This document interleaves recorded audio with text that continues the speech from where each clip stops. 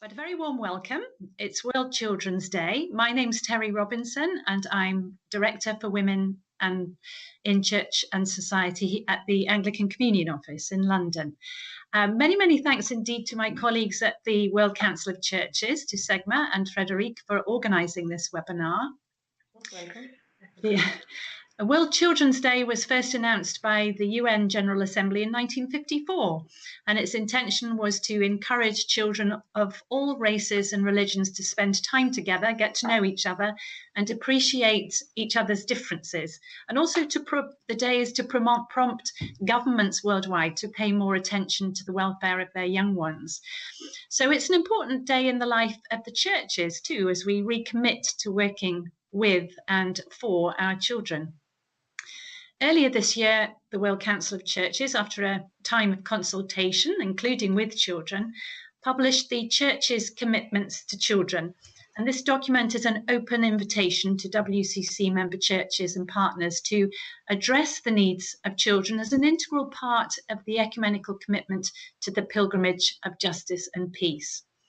And the first of the commitments included in this document is to promote child protection through church communities.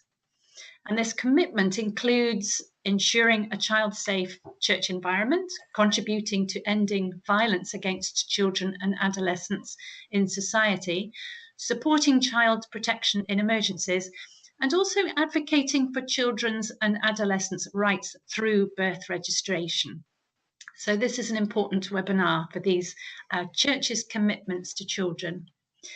Every child born has a right to a name and nationality, and yet we know that the births of nearly 1/4 of children under the age of 5 worldwide have never been recorded.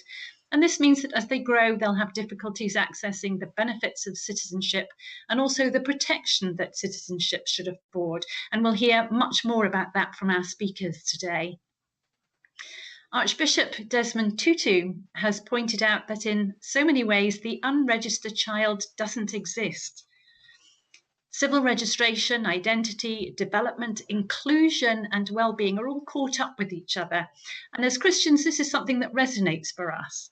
Inclusion means belonging to God's community and being identified with God's community. And so from that place of knowing who we are, knowing that we belong, comes that concern that people everywhere should be recognized and be able to benefit from and to contribute to their communities.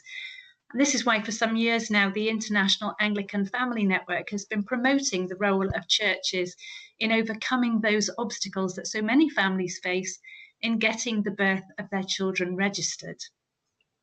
So I've already mentioned that this session is being recorded, and there'll be a link to the recording in due course.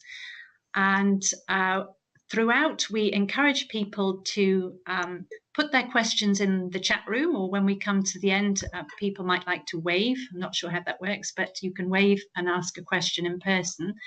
But certainly use the chat room. You'll see the dialogue box there for you to put your questions. And when you do ask your questions, remember to say who you are, which country you're in, and which church you belong to, if indeed you belong to a church. So our speakers today, we're going to begin in a moment with Leena Harper. Leena is a statelessness specialist with the UNHCR. And after Leena, we'll have Kristen Wenz in the webinar. She's a child protection specialist in particularly birth registration for UNICEF. And then we're going to hear about the experience of the churches in Liberia. The Reverend Cortu Brown of the Liberian Council of Churches is going to speak with us. And then after that, we'll have a few minutes with Reverend Canon John Kafwanka, whose own birth, he was born in Zambia, but his own birth wasn't registered. He doesn't know when his birthday is. And he'll talk about some of the hoops that he's had to jump through because of that fact of not having a birth certificate. And anyway, your questions are invited all along. And we'll have a session at the end as well with questions. So could I ask, please, Leena from the UNHCR to talk to us? Hello, everybody, and many thanks for having me here today with you. We have had from UNHCR a very good collaboration with the World Council of Churches and its member churches. So far, we've already done a number of trainings together, so I'm very pleased to speak to you today. And in the next 10 minutes or so, I will briefly explain to you the lack of birth registration and what that means for children, especially when it comes to risk of statelessness.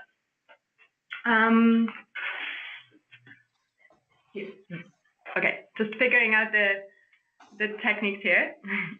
So I'm first going to present briefly why birth registration is key in preventing statelessness. Then I will quickly talk about UNHCR's engagement on birth registration and give you 2 good practice examples and a few recommendations at the end. Here. Yeah. Why birth registration is key in preventing statelessness? Well, first of all, to just quickly run you through that again, birth registration is the permanent recording of a child's existence. And while procedures in registering birth might vary from country to country, in general, that involves an official entry in a state registry and the issuance of birth certificates or birth documentation. And every child has the right under international law to be registered at birth, as well as states have a corresponding duty to register all births that occur on their territory. And this obligation on states is established in widely ratified international human rights treaties, such as the Convention on the Rights of the Child, as well as in numerous regional human rights instruments.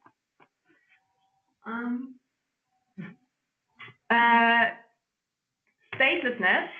So who is a stateless person? A stateless person is someone who's not considered a national by any state under the operation of its law. And although most people take nationality for granted, for those who are stateless, it has detrimental impact on their lives, and they lack the legal bond of nationality with any state. And without this legal bond of nationality, they also often lack access to all the rights and privileges that come along with citizenship. So stateless people are often they're denied access to education, to see a doctor, to access healthcare, to get a job, open a bank account, or to legally get married. And while this has a considerable impact on an individual, it also has a severe impact on the society and the community as a whole. And so how do the 2 link? How does the link of lack of birth registration create risk of statelessness? Individuals may be at risk of statelessness if they cannot prove that they have a link, as I just explained. And the lack of birth registration and documentation that is certifying birth can create such a risk of statelessness.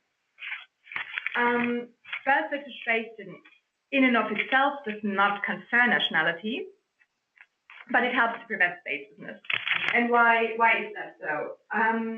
Birth certificates contain key information to assert a child's right to nationality. So they document, among others, where a child has been born. So if nationality is acquired based on birth in the territory, that's key information, and who the child's parents are, especially in cases where nationality is acquired through descent. Children whose births are not registered, and also who don't have a lack of proof of their age, they're often more vulnerable to discrimination and abuse, associated protection risks such as child marriage, child labor, forced recruitment. And there are certainly some population groups that are at particular risk of statelessness because their situation makes it even more difficult to access birth registration and to obtain the related documents. Just somehow.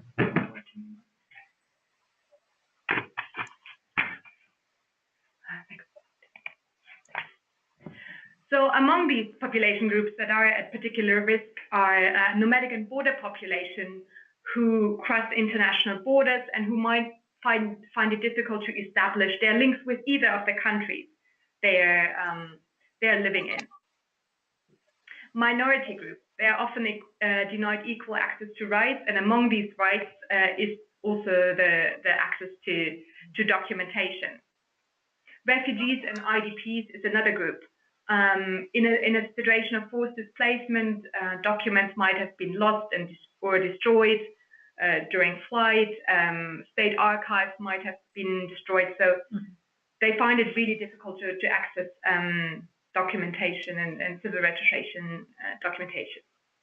Another group are migrants that are often unwilling to approach the authorities to register the birth of their children for fear of being identified or potentially even deported. So that's particularly the case for migrants who find themselves in an irregular situation. And I think it goes without saying that abandoned children, orphaned or unaccompanied or separate children are at a very high risk because they often lack any documentation whatsoever. So UNHCR is working on birth registration under its global mandate on statelessness and to prevent and reduce statelessness. And I'm now going to quickly run you through our engagement on that. So as many of you probably know, UNHCR launched in November 2014 the I Belong campaign. The goal of the campaign is to bring an end to statelessness within 10 years and to resolve existing situations of statelessness. And together with the I Belong campaign, we also launched a global action plan to end statelessness. And that's basically the guiding framework we have with 10 actions to be undertaken by states to end statelessness within the next 10 years. So these 10 actions of the Global Action Plan, they tackle the key causes of statelessness, and that might range from discrimination against particular minority groups, to lack of safeguards in nationality laws, to gender discrimination when it comes to nationality laws, and lack of birth registration and identity documentation. And because it's states that are primarily responsible of nationality matters, these actions are primarily directed at states, but it also means that UNHCR, other UN agencies like UNICEF, regional organizations, civil society, and faith-based institutions all have a really important role to play in supporting governments to accomplish the actions under the Global Action Plan. Among the 10 actions of particular relevance is Action 7, that calls precisely on states to ensure birth registration for the prevention of statelessness. And the goal of Action 7 is to have no more reported cases of statelessness by 2024 due to the lack of birth registration. And so UNHCR is, in order to achieve no reported cases of statelessness due to the lack of birth registration, UNHCR is working a lot with governments. We assist governments in developing well-functioning civil registration systems that meet international standards, both in law and in practice. So that includes, for example, technical advice on reforming civil registration laws and regulations, but also practices. At the same time, we work on raising the awareness of stateless people and population groups that are at risk of statelessness if they cannot register their birth. So we work a lot on information campaigns and community-based outreach programs, and we help governments to raise the public awareness on the importance of birth registration to prevent statelessness. And here again, we have had really good collaborations with community and religious leaders and institutions who are helping to promote this, the importance of birth registration for the prevention of statelessness. And yeah, that basically feeds into the next point, working in partnership, something that is really important in that regard. And we've also, together with our local and NGO partners, we managed to provide a lot of legal and paralegal assistance to vulnerable individuals and populations to help them get through the birth registration process and obtain the documentation. Luckily, we're not alone on this, and currently we're seeing a number of other really important opportunities that help to push the birth, registration, and prevention of statelessness agenda. One of them, as you probably all are familiar with, is the 2030 development agenda, sustainable development agenda, and the aspiration to leave no one behind, which clearly speaks to those who are not recognized as citizens by any country. And particularly important in that regard is the Sustainable Development Goal 16 and its target 16.9, which calls for legal identity for all, including birth registration by 2030. Another aspect that I just want to briefly mention, and I understand our colleague from UNICEF will probably talk more about that, are the regional civil registration and vital statistics initiatives. We have two important ones going on there in Africa, in the Asia and Pacific region. So this is a really important window of opportunity as well, and where UNHCR is also advising governments to include, for example, children born to refugees and to stateless parents or to undocumented and at-risk populations, to include them in their national strategic improvement and development plans. So I just want to give you two examples of good practices where we have seen progress when it comes to birth registration and how this can link to the prevention of pregnancy. Sorry. Okay. One comes from the context of the Syria crisis.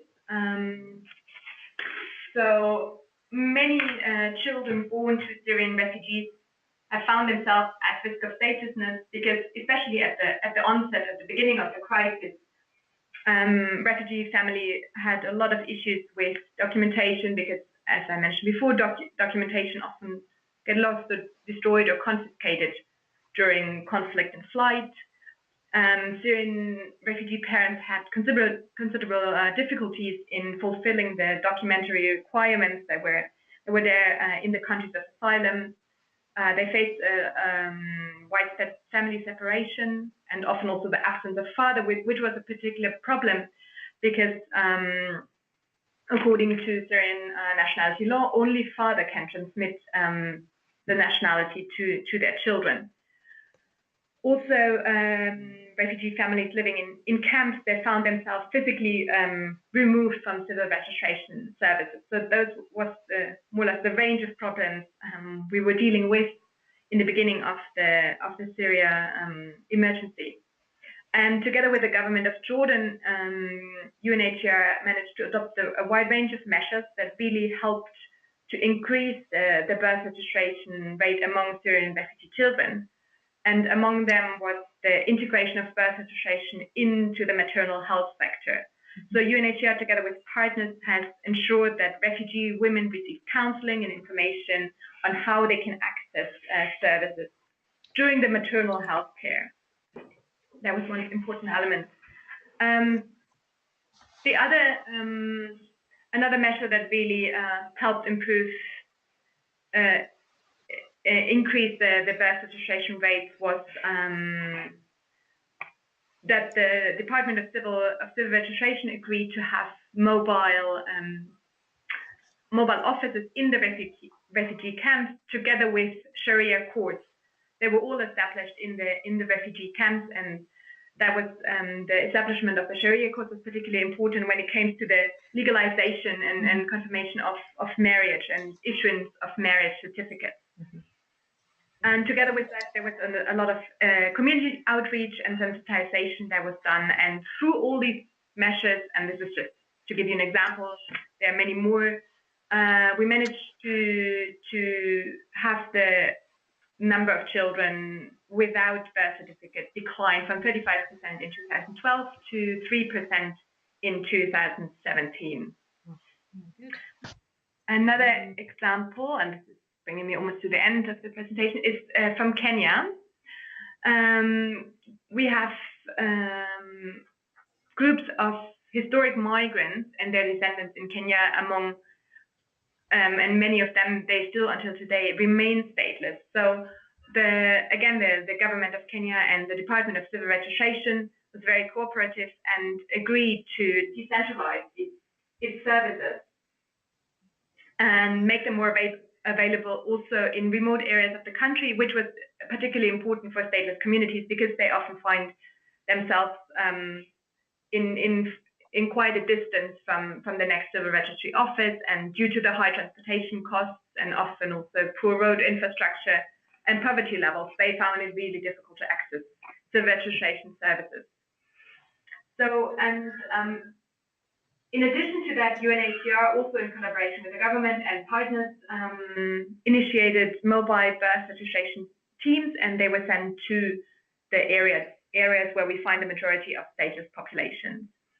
And through that, within 2 years, from mid-2015 to mid-2017, we were able to issue 11,000 birth and late birth certificates to formerly stateless people. And I say formerly stateless people because we've seen the good news this year that one of the communities, the Makonde in Kenya, they have now been recognized by the government and the president. So as the 43rd, I believe, tribe of Kenya, they've now received citizenship, which is great news.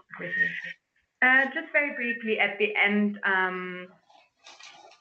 a few recommendations. Oh, sorry, now I'm trying to find recommendations, and I believe this is already what the World Council of Churches and its member churches are actively doing.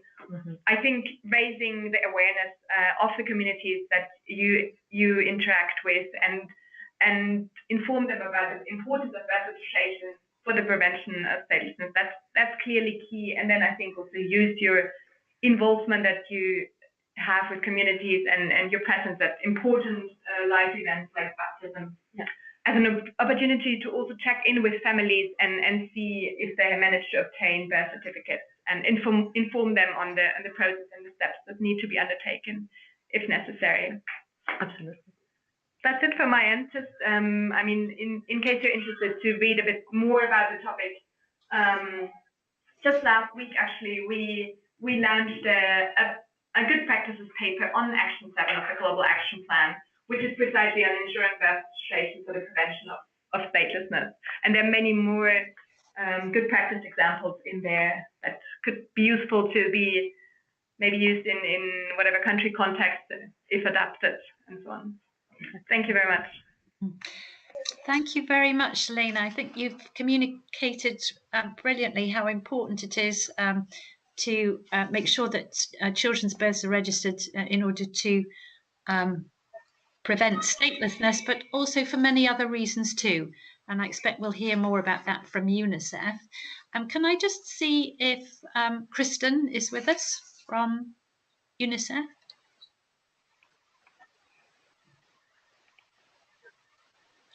Now, there's a silence, so I'm wondering if not yet. Here just can't find the. Am I muted? Kristen? Yes. Yes. We're hearing you. Okay, wonderful. Kristen, can I just remind people that you're Kristen Wenz and that you're a child protection specialist looking at birth registration for UNICEF? Yes. And do you have my presentation up, or should I just pull this up now? I'm just putting up your presentation, and I've just promoted you so that Wonderful. you can slide the shows, print the slides. Yes.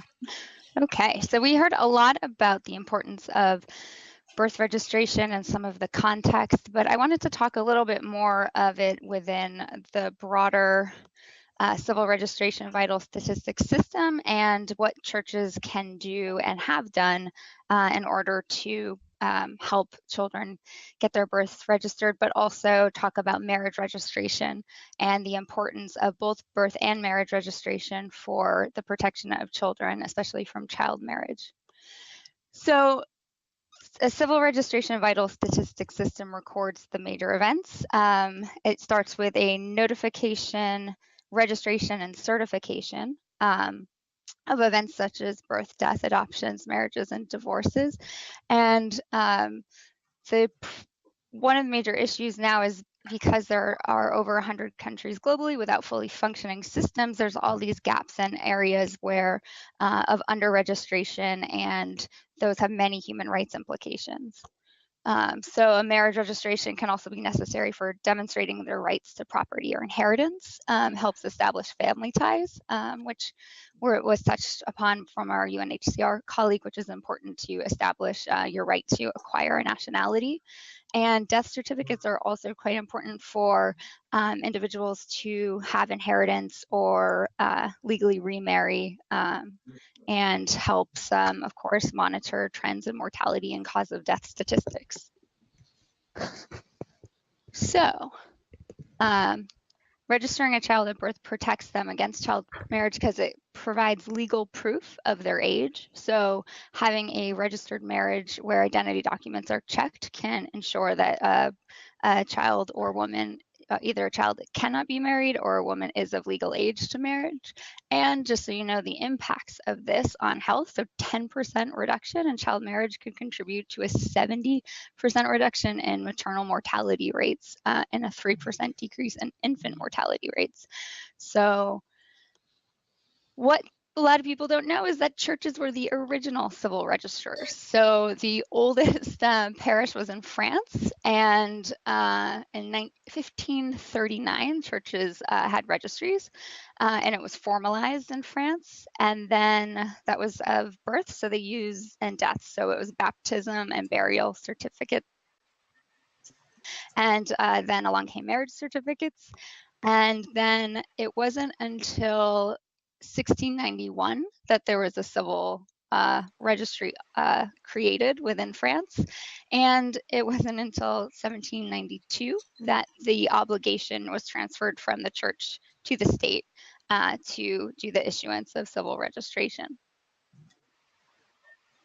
So some country examples of how churches have worked with governments and UNICEF together to increase registration rates was Indonesia. UNICEF and the Justice Department and the Religious Affairs worked with the Civil Registry Office to develop agreements. So you can discuss with your governments and your counterparts to actually get a to have the MOU, so it's a memorandum of understanding or some sort of legal arrangement that the churches can use a marriage or birth certificates to actually legalize the marriages. And the difficult thing is after a year, if you're missed in the registration system, and the longer that you or the older you are and not have your birth certificate, the harder it is to get it, because you have to go through this long, sometimes very arduous process to go through the courts to prove who you are and your age, and it can be incredibly difficult.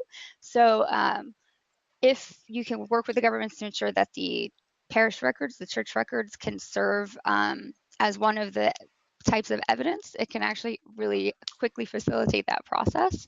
So we know that in Indonesia, we saw a 330% increase of the people reached, and 50,000 marriages were legitimized in 2015.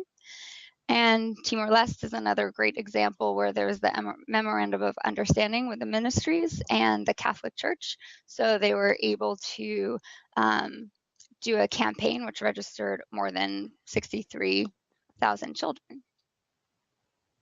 So Lesotho also worked with faith leaders and local chiefs to and the Ministry of Social Welfare to develop a plan.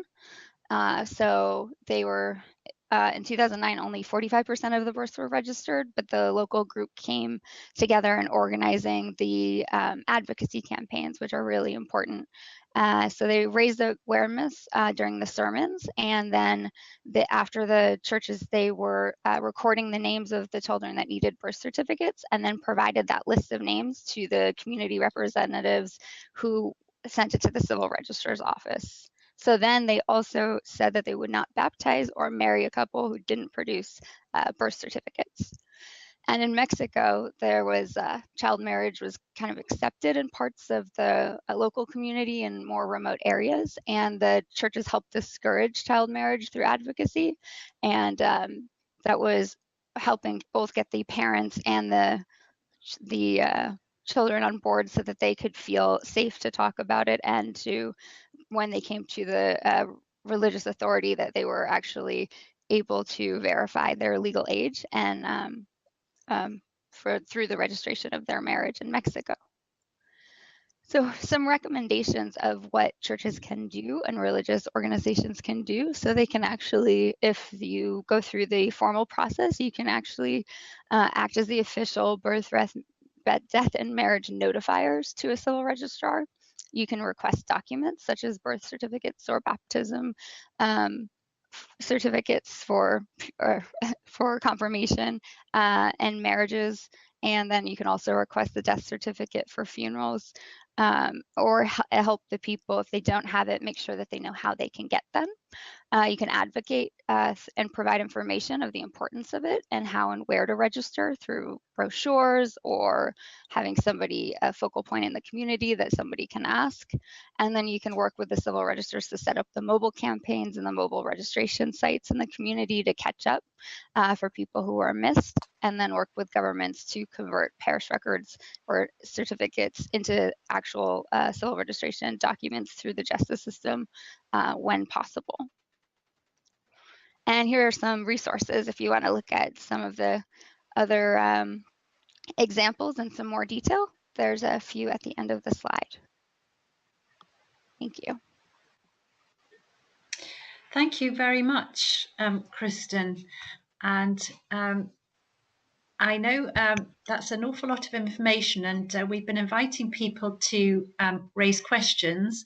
I don't actually see any in the chat box at the moment, unless Segma, you can tell me differently.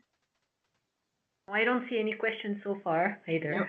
No. Okay. Well, in that case, we could move on to our next speaker and see if we gain some questions at the end of that one. I just have a very quick one, probably for Kristen. Can I slot that in? Sure.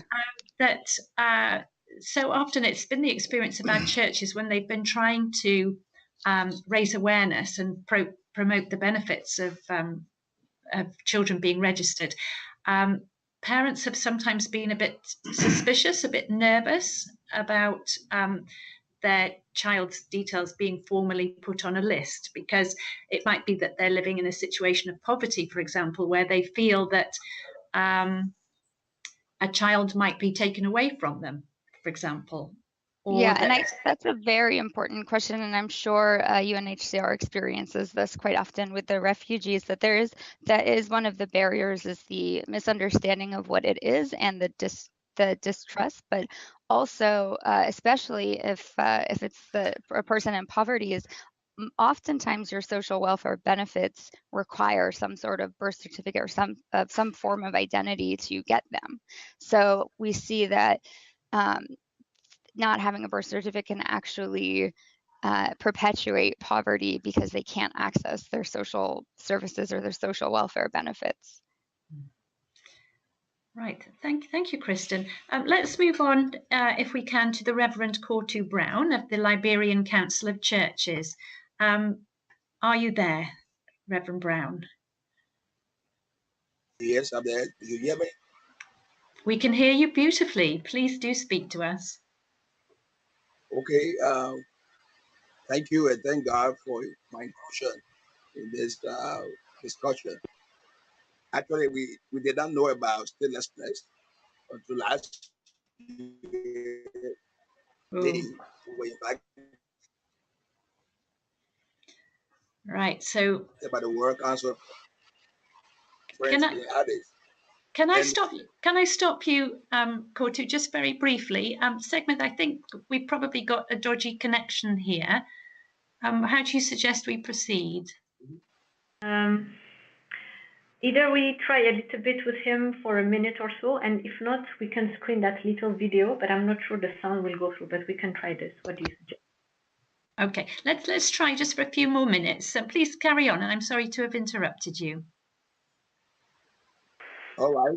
I said that since we returned from Ethiopia, our efforts has been to try to raise awareness on web registration as a prevention tool to statelessness.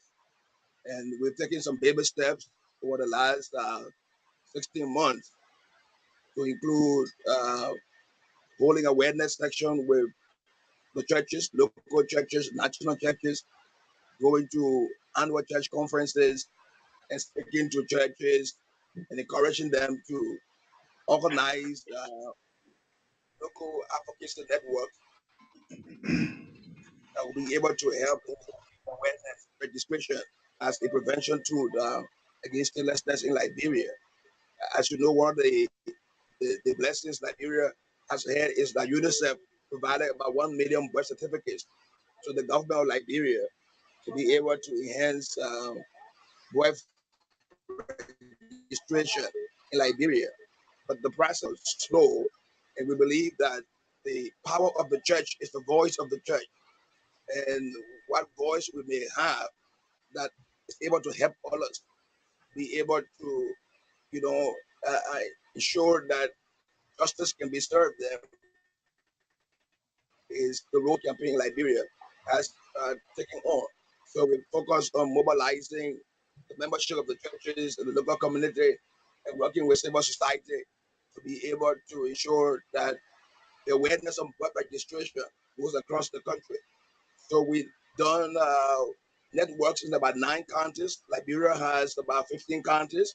We've been able to do networks already in 9 counties. And then we've done 2 celebrations of the I Belong campaign, the second and third, anniversary of the I Belong campaign. We've conducted training of trainers workshop participants from rural counties in about 8-9 counties of Liberia out of 15 counties. And then right now, what we expect to do, we're working on the plan is to see how we can promote web registration in the schools. We have a 4-point program. I want to share the UNHCR video, West Africa video on child statelessness. And then doing the sharing of that video, we hope that we can provide awareness on web registration and statelessness, and then promote the symbolic web registration, doing the sharing. And then process, we can also establish what we call the breaks, web registration and awareness clubs in the schools. And we are working towards this size in West Liberia. So far, so good. Those are the baby steps that we have taken over the last 16 months to be able to promote birth registration within Liberia. And our main prevention message has been to encourage government, to encourage stakeholders to promote birth registration as a tool for prevention in Liberia. We know that, for example, Liberia, many of the children register, their birth are not registered, and people don't even see it as a priority. They don't see it as something that could be a problem in the future. So our focus has been to raise the awareness and to encourage people to go to the nearest web registration centers to be able to register their birth. One of the things that's happening in Liberia is that the Ministry of Education integrated birth registration in our early childhood programming as a result of our campaign. And also the government of Liberia has been able to decentralize web registration across the country. So all of that helps serve the purpose for the promotion of the campaign on web registration. So far, those are the key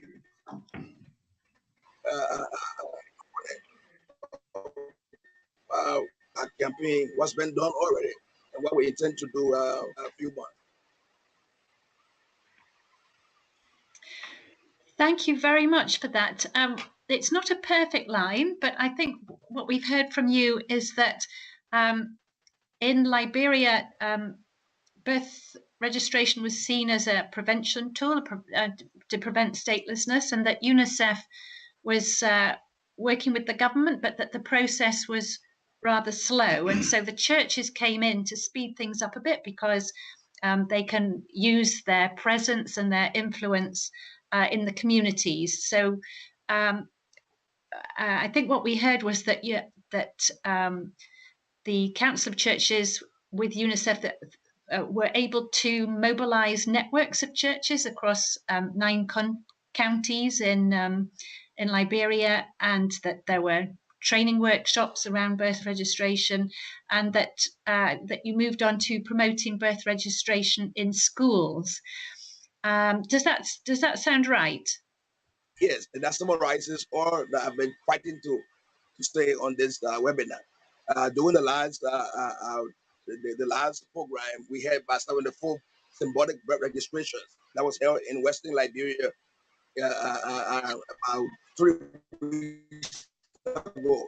So yes, the campaign is through the churches is awareness on birth registration, and we have networks established by the churches in 9 of the 15 countries of Liberia already.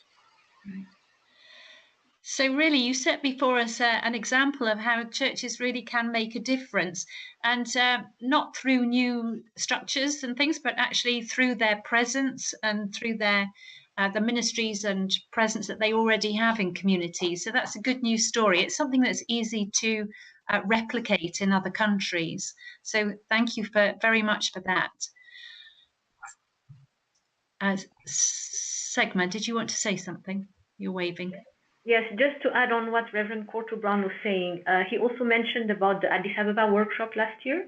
This is a workshop we organize on a yearly basis. It's a regional workshop to raise awareness about what statelessness is, and we tailor those workshops depending on the needs of the region where we are organizing them. Last year's workshop was mainly focusing on the issue of birth registration and also gender equality in nationality laws, because there are countries, 25 countries according to UNHCR in the world, where women cannot confer nationality to their children, or in some instances, even register the birth of their child. So the training in Addis Ababa, where Reverend Corto Brown attended, was the moment where he actually was empowered about this issue. And since then, he's been organizing a series of campaigns, workshops, raising awareness within Liberia, but also whenever he traveled in neighboring countries. He's been our spokesperson on birth registration in West Africa. And we really wanted to bring him as an example in this webinar because he's really been championing this issue so much, using the opportunity of Sunday schools or sometimes church gathering to raise about the importance of registering the birth of a child in order to prevent statelessness, but also to protect children whose births are not registered. So just wanted to commend the Reverend Brown's concrete work in implementing the UNHCR campaign, especially Action Plan 7 on birth registration. Yeah, wonderful. Thank you very much. Now, we've listened to our speakers. We do have one more speaker. There is one question, I think, that's come up on the board. So before I bring in Canon John Kavanka, maybe we could have a look at that one. It's a question about the annual birth rate, the average annual birth rate in places of war or conflict or crisis. I'm not 100% sure what that question is, because presumably every place will be different, but do either of any of our speakers have an insight to offer there? Well, actually, I've unmuted Jack so that he can directly ask his question and explain more what he has in mind.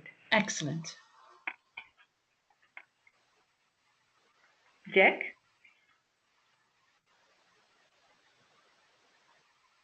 Can you hear me? Okay, good. Yeah, I was just like thinking, for example, in a refugee camp in Palestine, Israel, how many children are born there in that situation, and so that you get sort of like an idea of how many children you're trying to register to the state records or something like that, or maybe even in a refugee camp in Syria or yes, in somewhere in other places of the world where there is war and conflict. So basically, yeah.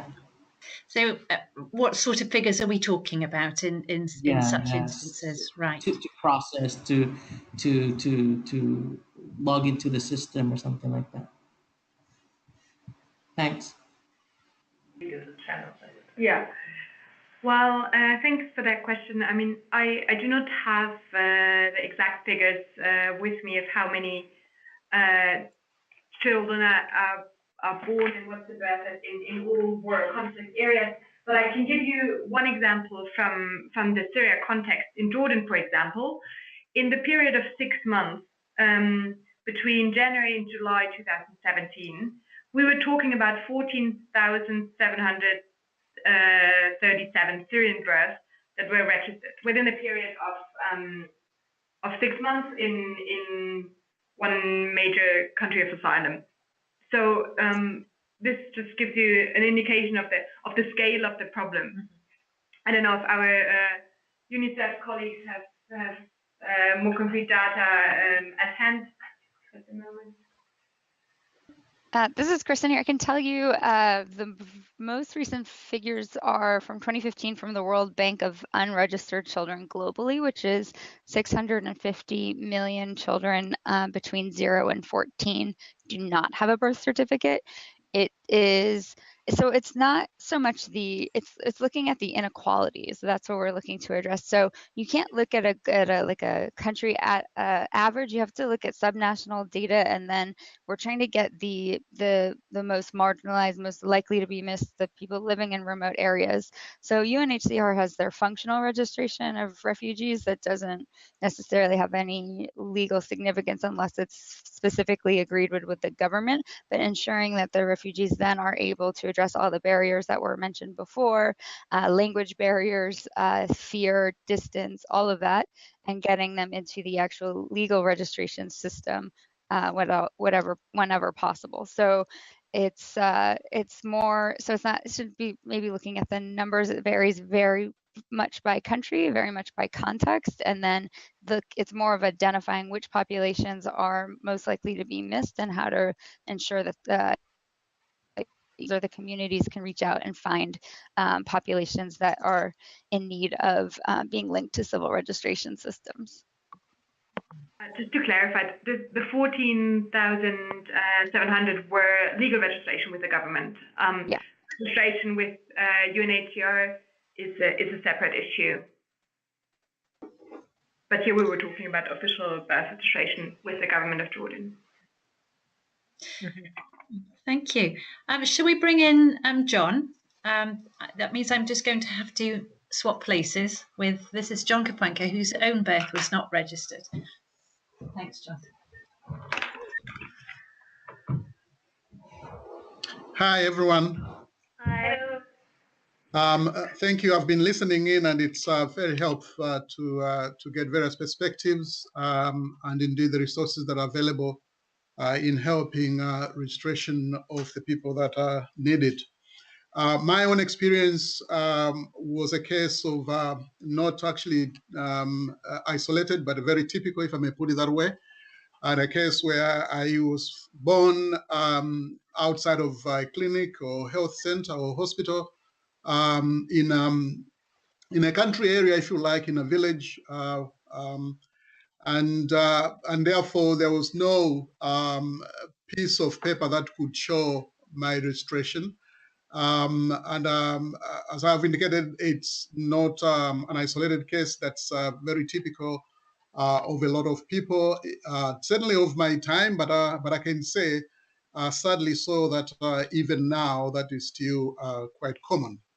Now, what then would happen is that in the context of Zambia, which is the country I come from, we the only time that you will have a paper that you recognize you as a national of a country is what is called as national registration card, and which is obtainable at the age of 16. Which means basically when you are born up to that time, there is no record or there is no paper that you can have in your hand to substantiate your age or indeed including your parents. So, you know, so of course I did go to school and I had gone to school, and up until the time when it was to get the national registration card, which is compulsory really for anyone who is reached an age of 16 in Zambia. At that time, the requirement is that, you know, they will have to be I think 2 adults, if possible, your parents must be there, and they have to sign affidavit forms to swear that you were born on whatever day that is assigned as the date that you were born, and the year in which you were born. But also those affidavit forms are normally supposed to be signed by the community leaders who would be, or traditional leaders, if I put it that way, who would be either a village headman or chief or chieftainesses, as it were. And that's when you get a registration card. So I am not stateless, and I do have a registration, and the registration is, of course, what we call the national registration card. And then after which you can then obtain other items such as passports and all that. But the idea is that if you are born outside of a context of a clinic and a hospital or health center, you basically will have no registration. Now, the part of the challenge of that is that the clinics or indeed hospitals, health centers are so far apart, and many people would live anything from 20 kilometers onwards away from such an health center. And therefore, if you do, in many circumstances, an expecting mother will have no opportunity to travel such a distance in a case where there is no public transport. And oftentimes they will have either to be taken by a bicycle, on a motorbike, in a bicycle. In the case where I was, most likely would be on a bicycle. And in some cases, they'll have to be, pickbacked by someone. And, you wouldn't expect an expecting mother at the time to travel such a distance and in such a way. Now, so I was born in that situation, not knowing the exact date. Partly, if you think in terms of 16 years, I was born to a mother who had not gone to school. Therefore, she could not write. And therefore, there was no way of writing anywhere. And whatever, even if there was a piece of paper that could have been written on, it is likely that over the period of 16 years, before you got a formal registration, that piece of paper possibly could not be found, or most likely could be lost. Either, the rain would fall on it, or something will happen in such a context. So there are many people who are in that situation, and in my context, who actually have no way of knowing the exact date when I was born. I mean, I know the year that I was born, but actually I wouldn't normally claim that I was born on this day. And so when I've told my colleagues there at work, I tell them that I came up with this date as a date when I was born, but actually I am not too sure whether this is the date on which I was born. I know the year in which I was born, but I'm not very clear on the date. But so now for many, this, if I may put it this way, is that for many, they don't see an incentive, first and foremost, to register in many cases. They will have to wait until a child reaches the age of 16 for them to go and obtain the national registration card, which is available to anyone who reaches the age of 16. But the challenge is that they have to go through the process of going back to the village to get the affidavit form filled. Now, in the case of Zambia, where quite a lot of people have now moved into the cities, they have very little connection with the villages and all that. It's such a process for them actually to eventually get a national registration card, because they will have to substantiate the village, not the village, not where they were born, but a village where their parents were born. And so the parents have to be known in that village, and these children have to be connected through their parents, and therefore they have to substantiate that, and the chiefs or chieftainess will have to fill the affidavit form before they can get and obtain a national registration card. So it's such a long process. I said that for many there is no incentive, partly because, let me put it this way, my daughter, who already has a birth certificate, because we had to ensure that we obtained birth certificates for our children when they were born. When now she's turned 16, we will be going to obtain the national registration card. Now, this is the issue in terms of incentive. even if she has a birth certificate, she will still have to we still as parents, we have to fill in the affidavit forms.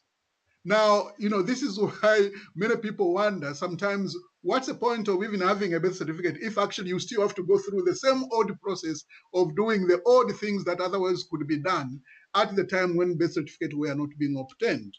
And so one of the things I must say, and I need to say, is that yes, the church in terms of Zambia, many churches, they do registration in terms of baptisms and confirmations, and there is a lot of raw data and information that's available out there.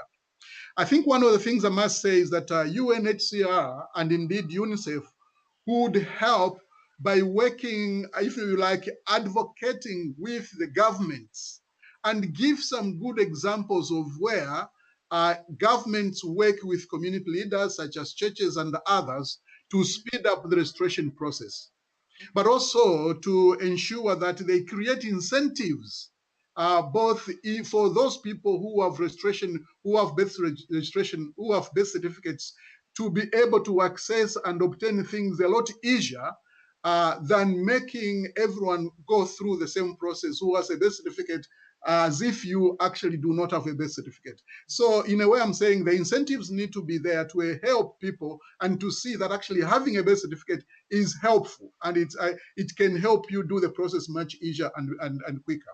But also for UNICEF and UNHCR to help governments, particularly in this case in terms of Zambia, for instance, to advocate and say, we need to speed up birth registration, but also one way you can do this is such and such with these communities, like it has happened, and give some good examples of, for instance, you said in Indonesia, you have also said in East Timor, you have said in Kenya. We need to be giving those sort of examples to government so that they can see that actually it is possible and it has been done in other places.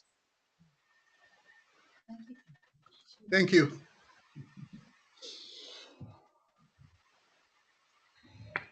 Well, thank you very much for John for telling us what life has been like, but also throwing down a challenge there to governments and to the UN agencies. So that's great too. Let's have a look. There's another question come in from Leena. She's asking for during what time. So she's referring to the 650 million children whose births haven't been registered. Over what period of time was that, Leena? I think this number. That was great, Kristen. So the World Bank figures as of 2015 were 650 million children between ages 0 and 14 currently. Those are the figures as the estimates, the global estimates. So that's a period of 14 years then? Well, it's the cumulative number of children, yeah, from 0 to 14. So 14, that exists right now. Yep. Okay, so hopefully that answers Leanna's question. Well, yeah, it does. There's a thank you from Leanna. So I think the presentations have all been so excellent that it's answered all questions before they've been asked. So that's good. And there's Frederica's coming in.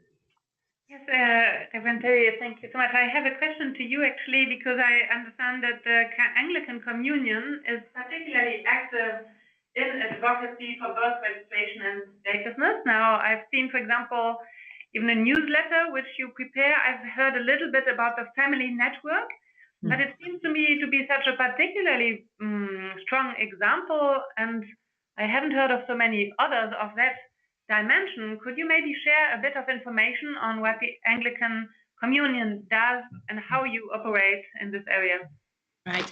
Well, the International Anglican Family Network itself, I mean, the management team of that network itself became aware of the issue of birth registration, and that so many children's births were not registered and so on, and that this was affecting what children could gain access to, both as little ones and when they reached adolescence and adulthood. So they could see that for the reasons that Reverend Brown has set out, the church is in such a strong position to get involved here. Parish pastors and priests and other ministers, they know who their people are, they know when children are born and so on. they have dealings with families around the time of childbirth through the church's maternity clinics, or with preschool children, and so on and so forth. So they're in a great position. And also church leaders are influential. If they speak about it, then people will listen. So they began to promote the role of churches in overcoming obstacles to birth registration. And in so doing, they collected stories from around the communion, some good practice examples, to try and inspire others to do similarly. So, for example, there was a lovely story that came in from an Anglican diocese in Burundi, where the Mothers' Union became aware of the importance of birth registration and decided that they would work with their local communities to encourage parents to register their children's births. And they thought, well, we better start off by making sure that our own children's births are registered. So they did that piece first, because their own children weren't registered. So they did that as a model, so that they could go out and say, look, this is what we've done, and this is how you can do it. And we've had, oh gosh, lots of instances, but in the Diocese of Peru, diocesan social workers have worked with mothers whose babies have been born in prison, making the connections there with the registrar. And there's one story of an older woman who was no longer able to look after herself, but was unable to go into a state home for older people because she had no ID, ID of any sort. So the social worker literally brought the registrar to the person in her community, and they sat down and did all the fingerprinting and so where that was needed. So the church can be involved in many ways, not just raising awareness, but doing some of the practical bits and pieces of making sure that a state registrar knows where there's a pocket of people where there's no ID, and so on and so forth. So lots we can be doing. And as I mentioned before, not as a whole new structure that needs funding and all that sort of thing, but within ministries that are already undertaken. And just to make a comment, because I'm part of with Terrie Family Network, it's John here again. Just to say that I think in some cases, which is highlighting the point that I made earlier, is that where actually many churches would be able to support and contribute, campaign and awareness, but also even using databases that they have. Oftentimes, the challenges have been from the governments. And I'm aware of a case where the bishop was very keen and worked very closely with the member of parliament, but actually when it got to getting the government, buy-in in terms of where the kind of resource that the church was providing, that was slow or almost non-existent. And which is the point that I made in terms of how the UNHCR could help in that sense, coming in from the other end, so that actually we are working from every angle, as it were, the angle from the local leadership within churches and communities, but also advocates from above, if you like. We need to make use of every effort and every avenue available to ensure that children are registered. Sort of a pincer movement. Absolutely. Lovely, thank you, John. Thank you. But even churches can offer their buildings as a place, invite the registrar to come and say, right, use even our church building or our other premises, use this as a place where people can come, people who haven't got transport into the cities, and so on and so forth. And actually, to build on what you're saying, Reverend Terrie, that churches actually can help concretely in making sure that births can be registered.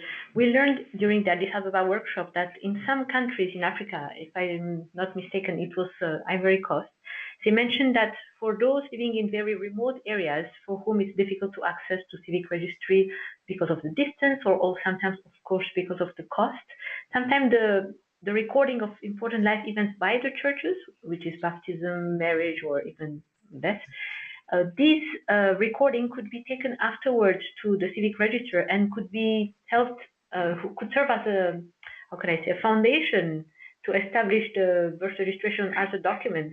Because in the baptismal record, you would have the information about when the child was born, who are the parents, when the child was baptized. Maybe from that, you can infer the necessary information to then issue a birth certificate if there are enough witnesses.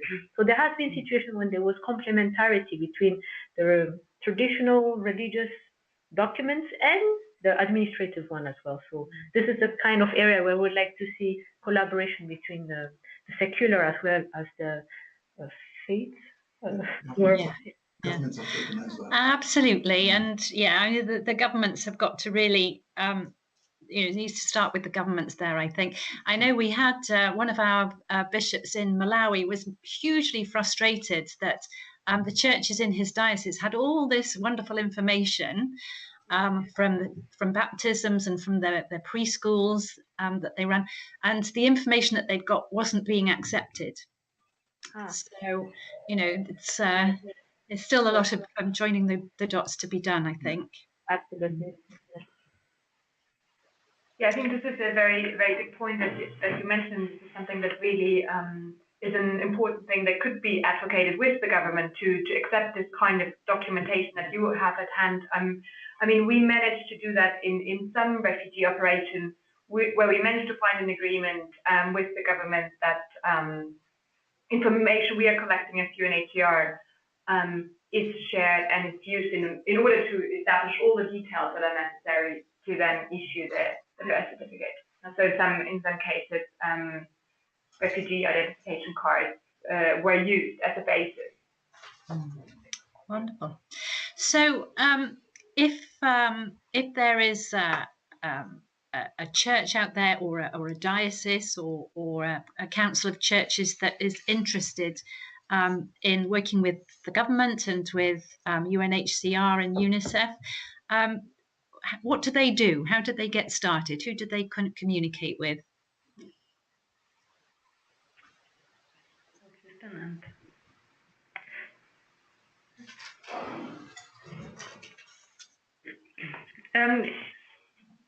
I don't know if Antonia, if you're there, or are you still there, Antonia? Which number is that? Or Katharina from UNICEF? Yes, I am. Okay. And Antonia as well? Or no, I think she had to leave.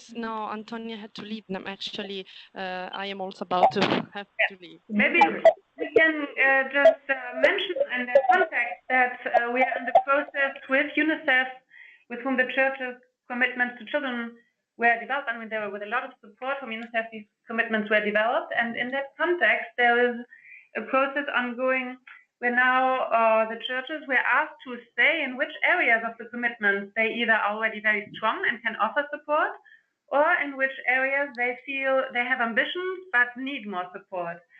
Then in this context, we now have an overview in this online platform of all the churches which have expressed interest and support in the area of birth registration and statelessness.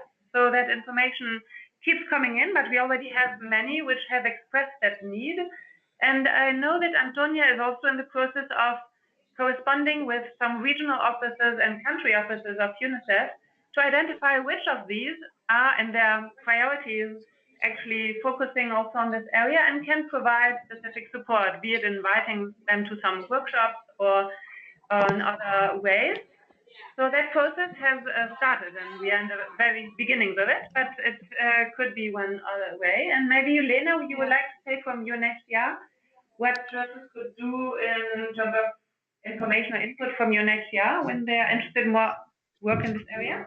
Yeah, definitely. I mean, one part of the collaboration is at the country level or at the regional level where churches can get in touch with the UNHCR office, with our respective focal points, and where we can work on a collaboration on the ground. I think more at the global level, also to mention actually a coalition that we have formed together with UNICEF, which is the coalition Every Child's Right to Nationality. End of last year, that is working on the same areas, and so one of the collaboration is on birth registration. So we've come up with joint strategies in about, I think, 14 countries so far, and birth registration and prevention of statelessness features in all of their strategies, and to my knowledge, the World Council of Churches is also part of that coalition as a member, and we will work with UNICEF to elaborate more on the work of the coalition and how we can implement that in the different country operations.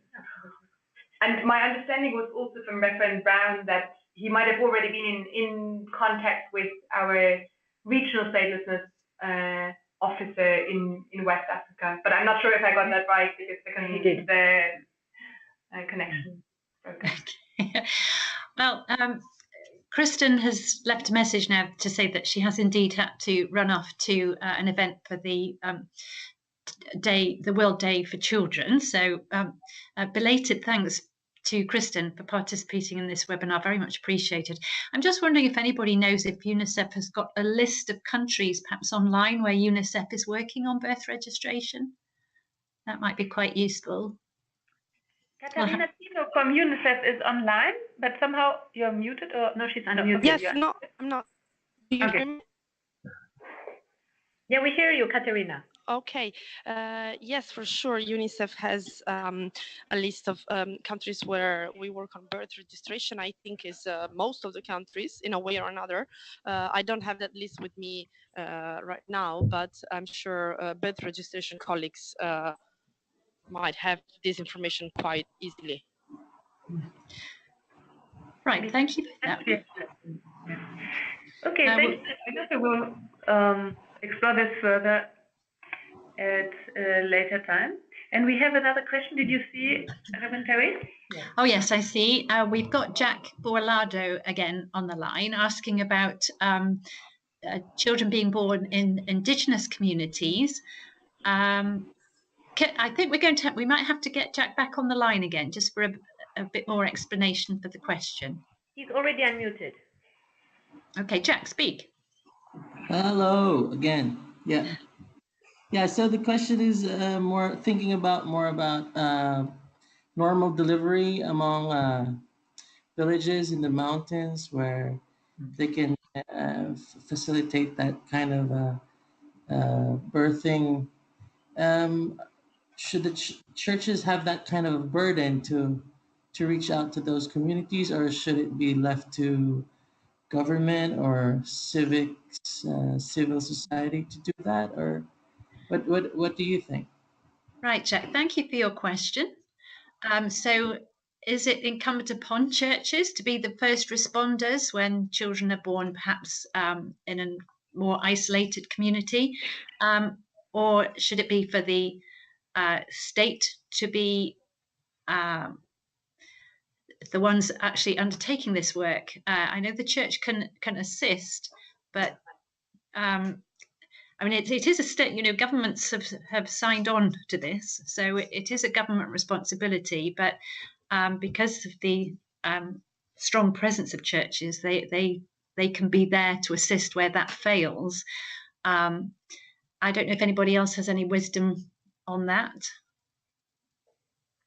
I mean, just to confirm precisely what you were saying, I think it's the state's obligation first and foremost to register all the births that occur in its territory. That flows from every child's right to be registered at birth.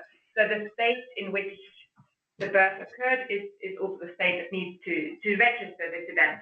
But as you said, I think churches, civil society organizations, be it UNHCR or UNICEF as well, they all have a role to play when they see that the system might not be functioning well, to make governments aware of, for example, there's an indigenous maybe a community in a remote location and the birth of this community is not registered. So I think the churches do have an important role to play to make this link and also make the government aware. Thank you. Yeah, great. Thank you. Yes, thank you, Leena. And I think that flags up another opportunity for churches to get involved, especially church leaders. So I'm echoing back at the moment. And that is to advocate with their governments. If systems aren't working, then church leaders can speak with government. Yeah. Can I join in the conversation? Oh, I who's might have that? joined later. Victoria, also from South Africa. Yes. I just want to comment on the important role the church can play in remote areas, particularly where ministers already are officials that conduct marriages. Perhaps if states could be encouraged to use that system to also ensure that through baptism in those areas, churches can guarantee the births of those children and protocols can be followed from there with the state. So the church can have an important role and should actually play that important role of identifying children through their baptismal systems. I don't know if other countries are doing that, but it's one of the things I encourage in the rural areas where I've been working with ministers and children. Thank you for that, Victoria. So I think probably we're drawing near to the end of this wonderful webinar. My colleagues at the WCC, is there anything that you wanted to feed in before we draw it to a close? Just to say that the webinar was recorded and we will send the link of the recording to everyone, including also links of useful resources from UNHCR, UNICEF, and also link to the WCC publication on statelessness, where you have a whole chapter about children and statelessness, about birth registration as well. So we'll send most of these links in a subsequent email. And I would just like to thank all of you who are here with us in the webinar.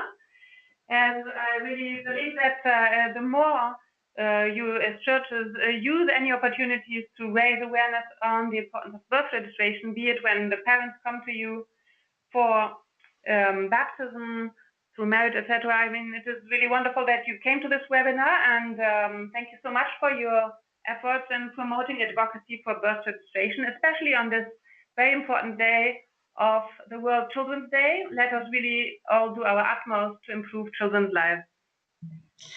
Thank you very much, Sigma. Thank you, Frederica. And thank you, Kristen's now gone, but thank you to Leena and to Reverend Brown, yes, and to John for sharing his own experience. It's been wonderful. Thank you very much, and thank you for everything that you do. Keep doing it. And we hold all that in prayer. Thank you for the wonderful moderation, Reverend Terrie. Oh, wonderful. Thank you. Bye, everyone. Thank you. And have a good day, everyone. Bye. Have a good day. God bless. Bye. Thank you.